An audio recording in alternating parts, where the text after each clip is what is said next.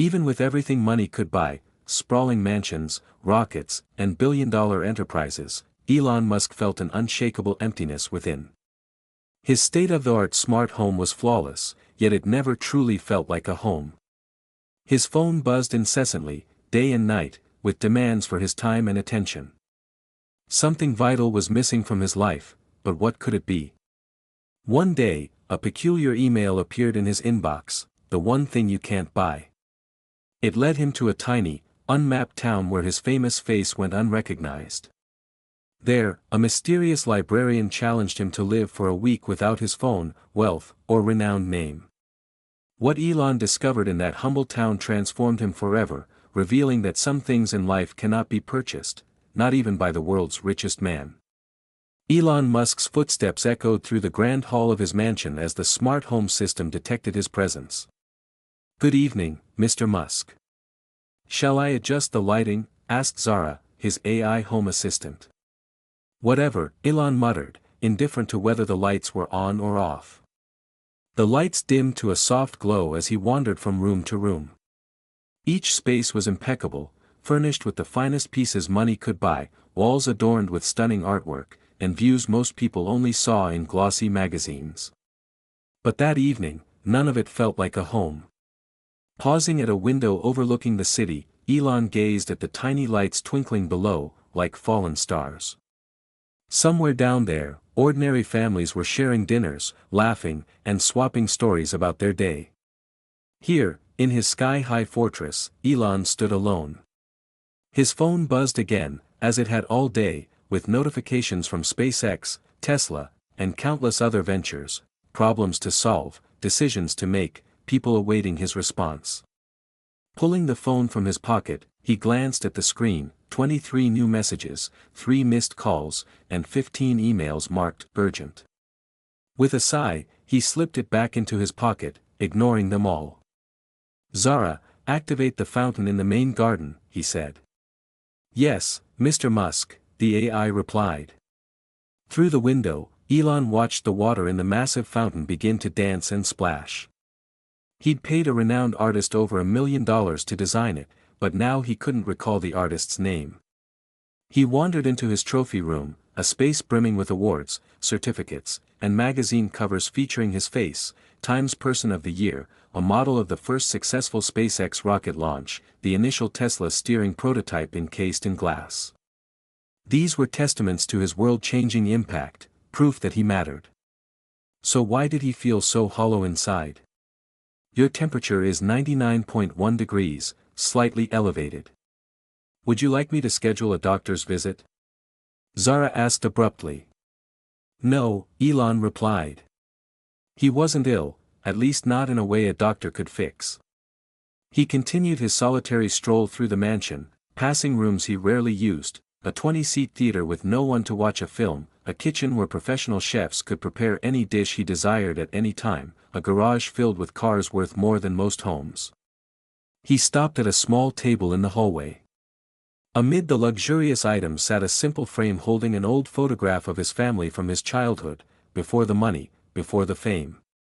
Everyone was smiling, genuine smiles, not the kind worn for cameras or important people. He lifted the frame, wiping a thin layer of dust from the glass. When had he last felt that happy? Not the thrill of a rocket launch or the satisfaction of proving critics wrong, but simply, ordinarily happy. His phone buzzed again. This time, Elon pulled it out, ready to tell whoever it was that he needed peace. But the message wasn't from his team or business partners. It was an email from someone named Finley Webb, with the subject line, "The one thing you can't buy." Typically, Elon ignored strange emails, his spam filters usually caught them anyway, but something about this one piqued his curiosity. Perhaps it was the emptiness of the mansion, or the memory of simpler times evoked by the photo. Whatever the reason, he opened it. The message was brief: "Mr. Musk, there is something you've been searching for. Something all your billions cannot buy. If you wish to find it, come to this address. Alone. No security. No assistance. Just you. Finley Webb." Below was an address in a small town called River Oak, about 3 hours away. Elon nearly laughed. Was this a prank? Or worse, a trap?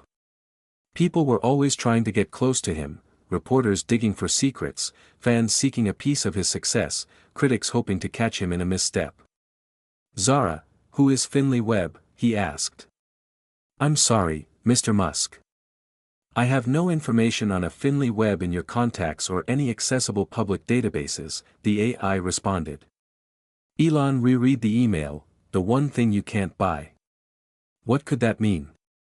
He could buy nearly anything, companies, islands, rockets soaring into space. But he couldn't buy the feeling captured in that old family photo. His phone rang again, this time his personal assistant, Jada. Sir, I'm sorry to bother you, but the team in Berlin needs your input on the new factory design. They're waiting for a video call. Shall I tell them you're joining? She asked. Elon stared at the email on his screen, then at the family photo still in his hand. Cancel it, he said. Cancel everything for today. There was a pause. Sir, the Berlin team has been waiting for 3 hours, and you have a board meeting tomorrow morning. I said cancel everything, Jada. I need time to think. Silence stretched on the other end. Jada wasn't used to him stepping away from work. Is everything okay, sir? She asked, her tone softening. Are you okay? Elon had more money than he could spend in 10 lifetimes, projects that could shape humanity's future. By most measures, his life was better than okay. So why did this sprawling mansion feel like a prison? I'm fine, he lied. Just tired. I'll be available tomorrow. Hanging up, he walked to his bedroom and sat on the edge of the king-sized bed. The email from Finley Webb still glowed on his phone screen, the one thing you can't buy. He glanced around his perfect, empty bedroom, at the awards, the expensive paintings, everything that was supposed to make him happy. Then he looked at his phone again and made a decision. Zara, prepare my car, he said. The Model S. And don't tell anyone where I'm going. As he packed a small bag, Elon couldn't shake the thought that he was being reckless. Following a mysterious email to an unknown address wasn't like him. But something about it felt significant, as if, maybe, just maybe, this Finley Webb knew what was missing from his life of endless success, the one thing all his billions couldn't buy. Those words echoed in his mind as he headed to the garage, filled with dozens of cars, each more expensive than the last. Tonight, he chose the least conspicuous one, a plain black Model S, no custom paint, no features to draw stares. Sir, are you sure about this? Jada's voice came through his phone. You never go anywhere without security. Let me at least send one person with you. No, Elon said firmly. I'm going alone. It's just a short trip. Where are you headed? Jada asked. I need to know where you are in case something happens. Elon hesitated. Should he tell her about the strange email, about River Oak? She'd think he'd lost his mind. I'm just going for a drive to clear my head, he said. I'll be back tomorrow. But, sir, you have 3 meetings in the morning, and that's why I hired you. He ended the call before she could protest further. As he settled into the car, his phone buzzed again, a message from his brother. Are you coming to Sam's birthday next week? He's been asking about Uncle Elon. Elon stared at the text. His nephew's birthday, he'd completely forgotten. When had he last seen Sam? A year ago? Longer? He didn't reply. What could he say? That he was too busy changing the world to show up for birthday cake. He tossed the phone onto the passenger seat and started the car. The garage doors opened silently, revealing the quiet night outside, no reporters, no fans begging for selfies, just darkness and the open road ahead. As he drove away from his mansion, Elon felt something unfamiliar, relief. It was as if he could breathe again. The farther he got from his perfect prison, the lighter his chest felt. The navigation system mapped the route to River Oak, 3 hours and 20 minutes. It was past midnight, meaning he'd arrive around 4 a.m. A sensible person would wait until morning, but Elon Musk had never been sensible. Play something calming, he told the car's system. Soft piano music filled the cabin as the city lights faded behind him. The road grew darker, traffic thinning until he was alone on the highway, just a man in a car, like millions of others. Not a billionaire, not a CEO, not a magazine cover face, just Elon. Questions swirled in his mind. Who was Finley Webb? How had this person gotten his private email? What did they want? Money, a job, investment in some wild idea? And the biggest question of all, why was he, Elon Musk, driving alone in the middle of the night to meet a stranger based on a cryptic email? I must be losing it, he muttered to himself. But deep down, he knew why. The emptiness in his mansion had been growing for years, the hollowness after each achievement, how every new billion in his account meant less than the last. Something was missing, and nothing he bought could fill that void. Maybe, just maybe, Finley Webb knew what it was. As the car passed sleeping towns and dark farms, Elon found himself thinking of the old family photo, the smile on his childhood face, the dreams he'd had that weren't about money, fame, or changing the world. Simple dreams, happy dreams. His phone buzzed again, likely Jada checking on him or trying to pull him back to his responsibilities. He powered it off completely. For the first time in years, Elon Musk was unreachable. It was both dangerous and exhilarating. The car's navigation announced that River Oak was 50 miles ahead. Elon peered through the windshield, trying to make out anything in the darkness. What kind of place was River Oak? He'd never heard of it.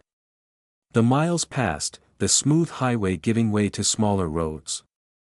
The advanced navigation system began to falter. Signal lost. Recalculating route, the car announced, but no new route appeared. Instead, the screen went blank. Perfect, even his cutting-edge electric car couldn't find this place. Elon pulled over and powered on his phone to check a map. No service. This was getting stranger by the minute. Did places without cell service still exist? He thought his satellites covered nearly everywhere. He set the phone aside, took a deep breath, and drove on. The road narrowed, winding through dense trees, no streetlights, no billboards, no signs of the modern world. After a few more miles, the trees parted, and Elon slowed as he entered what looked like a small town frozen in time. Old-fashioned street lamps cast a yellow glow on empty sidewalks. Small shops lined the main street, their windows dark at this early hour. A wooden sign hung on a pole in the town square, swaying gently in the breeze, "Welcome to River Oak, where freedom matters most." Elon stared at the sign as his car idled beneath it. The town looked like a scene from an old movie, little shops with hand-painted signs, narrow streets without traffic lights, and not a chain store in sight. Dawn was just breaking, painting the sky in soft pinks and purples. As the light grew, Elon saw that River Oak sat in a valley, surrounded by hills and forests. It was beautiful, simple, and natural in a way his architect-designed mansion could never be. He drove slowly down the main street. The town was still quiet, too early for most people, or perhaps the residents were wary of the strange car and its unfamiliar driver. Now what? Elon muttered. He checked his phone again, still no signal. He reopened the email and reread the address Finley Webb had provided, Maple Lane. But there were no street signs he could see. Ahead, a light flickered on in one of the shops, a small bakery with a hand-painted loaf of bread on the window. An elderly woman stepped outside and began sweeping the sidewalk. She looked up as Elon's car approached and waved warmly, as if $100,000 electric cars rolled through town every day. Elon stopped and lowered his window. "Excuse me," he called. "I'm looking for Maple Lane." The woman leaned on her broom. "You must be new in town," she said with a smile. "Maple Lane is on the other side of the park. Go straight, turn right at the big oak tree, and follow that road until you see the library. Maple Lane will be right across from it." "Thank you," Elon said, waiting for a sign of recognition. Surely she knew who he was, everyone did. But the woman just nodded and resumed sweeping, as if he were any other traveler. Following her directions, Elon drove on. The park was a green square in the town center, dotted with benches and tall trees. The big oak was unmistakable, its massive branches stretching across the street, likely hundreds of years old. Turning right, Elon noticed something odd. As the town woke up, people began to appear, but none were glued to their phones. Instead, they chatted with each other, read physical newspapers, or simply watched the sunrise. Stranger still, no one was driving, they walked or rode bicycles. A teenage boy on a skateboard rolled past, nodding at Elon as if his sleek car wasn't worth a second glance. Had he somehow stepped back in time? Elon continued down the street until he spotted a small stone building with "River Oak Library" carved above the door. Across from it was a narrow lane with a wooden sign, "Maple Lane." He turned into the lane and counted the small houses until he reached number 42, a tiny cottage with a blue door and flowers blooming in window boxes. It was unremarkable, nothing that screamed a secret meeting place for billionaires. Elon parked and sat for a moment, suddenly uncertain. This entire trip was insane. He should be in his office right now, making million-dollar decisions, not chasing cryptic emails to unknown towns. He was about to start the car again when he noticed a sign on the cottage door. Stepping closer, he read the handwritten note, "Mr. Musk, meet at the library. F.W., Finley Webb." So this person did exist and somehow knew Elon would find this place. He looked across the street at the stone library. It was a modest building, likely holding fewer books than his personal collection at home, but something about it seemed to pull him in, like a magnet drawing him closer. Crossing the street, he climbed the 3 stone steps to the library door, where another handwritten sign hung, "Answers inside." Elon took a deep breath and pushed the door open. It creaked softly as he stepped inside. The interior was warm, smelling of old books and wood polish. Sunlight streamed through tall windows, illuminating rows of bookshelves. The space was empty except for a person seated at a desk near the back, head bent over an open book. "Hello?" Elon called, his voice sounding too loud in the quiet room. The person looked up, an elderly figure with silver hair and bright, intelligent eyes that seemed to see right through the walls Elon had carefully built around himself. "Ah, Mr. Musk," they said with a warm smile. "I've been expecting you. I'm Finley Webb. You got my message." "My email," Elon corrected, stepping closer. "How did you get my private email address? And why am I here?" Finley closed the book and stood. "You're here because you have everything a person could buy, yet you're still searching. You're here because, despite all your achievements, something is missing." A chill ran down Elon's spine. "How do you know that?" "Because it's written on your face," Finley replied softly. "In your posture, the way you stand, the way you speak. You've conquered the world, Mr. Musk, but the victory feels empty." Elon wanted to argue, to call it nonsense, but the words stuck in his throat because it was true. "What do you want from me?" he asked instead. Finley Webb smiled again, their eyes glinting with something, wisdom, mischief, or perhaps both. "I don't want anything from you, Mr. Musk. The question is, what do you want? What can't you buy with all your billions?" The question hit Elon like a physical blow, leaving him momentarily speechless. No one spoke to him like this, directly, without flattery or fear. It was both refreshing and unsettling. Finley Webb wasn't what Elon had expected. The librarian appeared to be in their 70s, with kind eyes that crinkled at the corners when they smiled. They wore simple clothing, a sweater with patches at the elbows, comfortable pants, and worn shoes. Nothing extravagant, nothing that suggested importance. Yet something about Finley made Elon feel as though he were the one being interviewed, not the other way around. "Shall we sit?" Finley offered, gesturing to a small reading area by the window. Two cozy chairs faced each other across a wooden table. Elon nodded and followed, his mind buzzing with questions. Who was this person? How did they know so much about him? Was this some elaborate trick? As they sat, golden morning light poured through the window, illuminating countless dust motes dancing in the air. The library was cozy, its scent of old paper and wood varnish reminding Elon of a place he'd loved as a child, a public library where he'd spent hours reading about rockets and computers. Tea? Finley asked, pouring from a small pot on the table. Sure, Elon replied, though he usually preferred coffee, strong, lots of it. Finley handed him a steaming cup. So, Mr. Musk, when was the last time you felt truly happy? The question caught Elon off guard. I don't know. I'm happy when my companies succeed, when we launch a rocket or release a new car model. Finley's eyes seemed to see right through him. That's satisfaction, pride in your work. I'm asking about joy, pure happiness that has nothing to do with achievements. Elon stared into his cup, watching the steam rise in lazy curls. When had he last felt that kind of happiness? He thought of birthdays and holidays, but those were often just another obligation, opportunities for photo ops, time spent checking his phone under the table. I don't think I remember, he admitted quietly. Finley nodded, as if expecting that answer. What did you love doing as a child? Before the fame, before the wealth. Elon's mind drifted back, to reading, building, taking apart old computers and putting them back together, dreaming of space. Do you still do those things? Finley asked. Not for work or your companies, but just for the joy of it. I don't have time for that, Elon said, then stopped himself.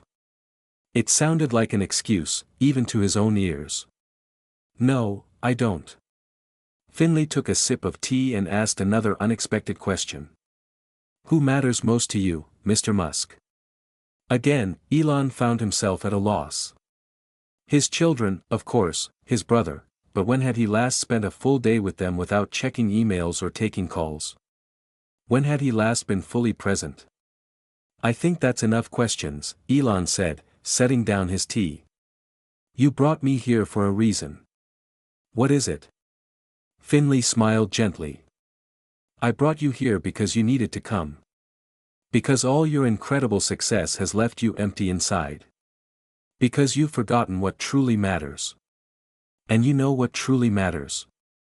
Elon asked, unable to keep the skepticism from his voice.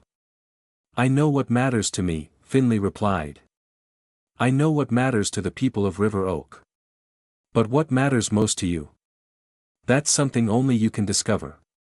Finley stood and walked to a shelf by the window, retrieving a leather-bound book with no title on its spine or cover, and placed it on the table between them. This book is special, Finley said. It shows people what they need to see. Elon eyed the book suspiciously. What could that mean? Open it, Finley encouraged. Elon hesitated, then reached for it. The book felt warm under his fingers, as if it had been sitting in the sun, though it had come from a shaded shelf. He opened it and found nothing. The page. This concludes our narrative journey. I trust you found this gripping saga of intrigue, cutting-edge innovation, and astonishing discoveries captivating. From where are you tuning in today? I'm curious to learn which corner of the globe this tale has touched. If this escapade held your interest, please give this video a thumbs up and consider subscribing to the channel for a steady stream of compelling, mind-expanding stories just like this one. Fresh material is posted frequently, ensuring you're always in the loop for the newest spellbinding adventures. Be sure to pass this video along to your loved ones and friends. It's a great way to share positivity and insight while expanding our circle of story enthusiasts. Your encouragement is invaluable. Thank you for joining me, and I look forward to welcoming you back for the next tale.